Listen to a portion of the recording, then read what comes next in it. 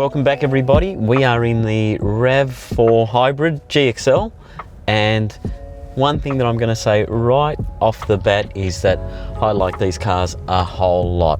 They look so much better than the previous model of RAV, and thank you very much Toyota for coming to the party again and making a RAV4 look like a funky cool car. The first models of the RAVs that came out, when they came out, I was a fair bit younger, but I thought, hey, what a cool little car, you know, it can do everything that you want a little four-wheel drive to do. It looks funky, it looks four-wheel drivey, it looks adventurous. Then we went into a phase where RAV had lost that. I think this model has brought it all back, and I love the way these look.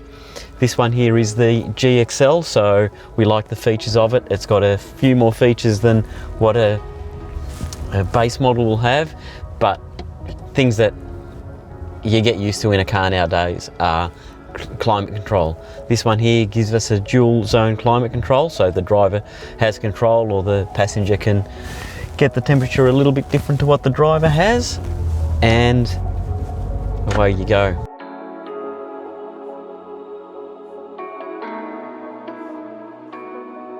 It's hard to believe that in this silence we've got 163 kilowatts under the right foot back in 1995, double the cubic capacity, so 5 litres instead of the 2.5 litre 4-cylinder that we have here, and double the cylinders, delivered about 165 kilowatts.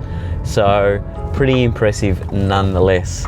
What I like the most about it all is you get all that power with excellent fuel economy. So the quoted figures are about 5 litres per 100 k's on a combined cycle.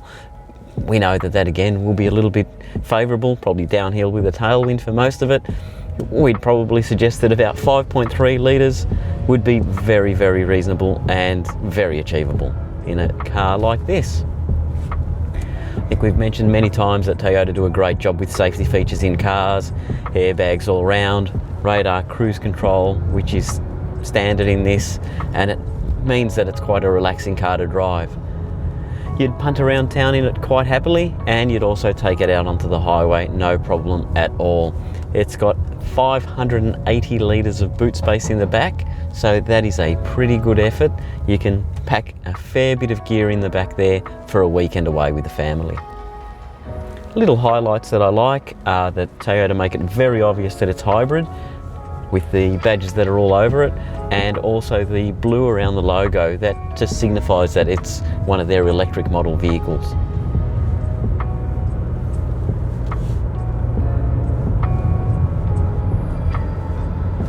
Seating position in this car is very comfortable. So in the driver's seat here, I've got it adjusted to exactly how I want it.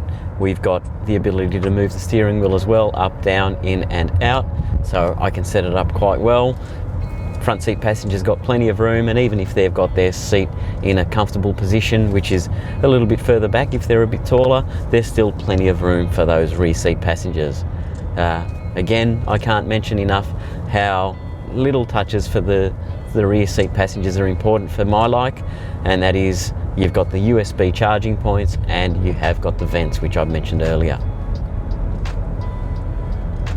One good thing that Toyota does in this range of vehicles, and they have since about 2019 and even 2018 with their Corollas, is they've got the speed detection. So vehicle will go past a speed limit, it'll pick up the sign and it'll tell you, or it'll recognise that speed sign and the speed zone that you're travelling in. So at the moment we're on a road that's a 70 zone, and on my dashboard I have a display which tells me that I am in a 70 zone.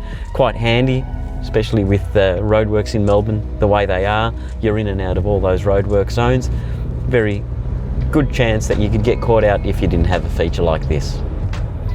Now I know this isn't really a big deal for many, but one of the things that I am going to be critical about is the bonnet in a vehicle like this, and in a lot of the Toyota range it doesn't have a gas strut to hold it up. I know it's not an inconvenience to have the little stick there to hold it up, but it is a nice thing to be able to pop the bonnet up and for the bonnet to stay up on its own. So the RAV4 GXL sits on 18-inch wheels. They're quite a nice looking wheel on this vehicle here, so an 18-inch, decent profile, keeps the ride quite smooth and is quite appealing to look at as well.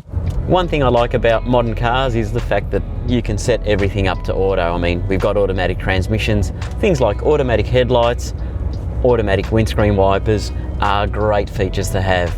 Automatic headlights would have been really handy when I was back at university and leaving my lights on and ending up finishing the day with a flat battery, which is definitely not a lot of fun. Quirky little thing that I like about the RAV4 is the feel of the dials. A little bit of rubber around them makes them feel nice and grippy, and when you're making those little adjustments, it does feel quite nice in your hand.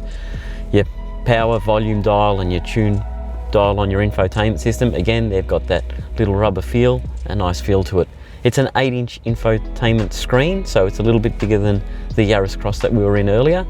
And one of the features that you can have added at a later date, because it wasn't one of the standard features, was Apple CarPlay and Android Auto.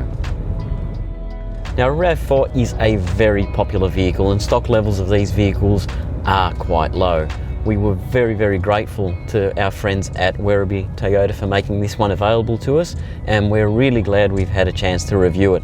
You know, these vehicles, you see them on the road, they're very popular, and we do want to do a real comparison against some of the others in their class. If we can get our hands on the CX-5, we might throw the keys to Curtis, and he and I can do a bit of a comparo between the two. Thank you very much for tuning in to Easy Way Car Club and our review of the RAV4. If you're loving these videos, make sure you subscribe. If you're not loving these videos, make sure you subscribe and give us some constructive feedback. We do take it on board, and then they pick on me back in the office about it all.